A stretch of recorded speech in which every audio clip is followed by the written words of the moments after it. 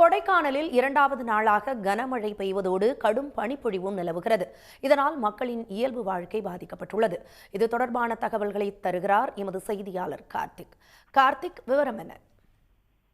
நிச்சயமாக. அதாவது கொடைக்கானலை பொறுத்தவரையில் நேற்று முதல் தமிழகம் முழுக்க வடகிழக்கு பருவமழை துவங்கி இருக்கிறது. இதன் காரணமாக தமிழகத்தில் பல்வேறு இடங்களில் தொடர்ந்து கனமழை மற்றும் மிதமான மழை பதிவாகி வரக்கூடிய நிலையில் வழக்கமாக இந்த வடகிழக்கு பருவமழை மலைப்பகுதிகளில் தான் அதிகமான மழை மற்றும் பனிமூட்டத்தை கொடுக்கும். அதே போன்றுதான் நேற்று துவங்கிய நாளிலிருந்தே நேற்று முதல் தொடர்ந்து கொடைக்கானல் மலைப்பகுதி முழுவதும், அதாவது கொடைக்கானல் நகர்பகுதி மட்டுமல்லாது கொடைக்கானலை சுற்றி இருக்கக்கூடிய பல்வேறு கிராம பகுதிகளில் கடுமையான பனிமூட்டம் நேற்று முதல் இருந்தது. இரண்டாம் நாளாக இன்றும் கூட இன்று காலையிலிருந்து தொடர்ந்து கடுமையான பனிமூட்டம் மற்றும் கடுங்குளிருடன் சேர்ந்து கனமழையும் பெய்து வருகிறது.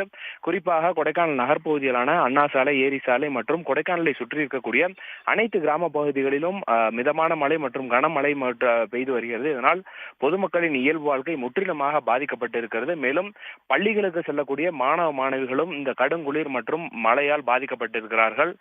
தொடர்ந்து பொதுமக்களின் இயல்பு வாழ்க்கை முற்றிலுமாக பாதிக்கப்பட்டிருப்பதே என்பது நிதர்சனம். விவரங்களுக்கு நன்றி கார்த்திக்.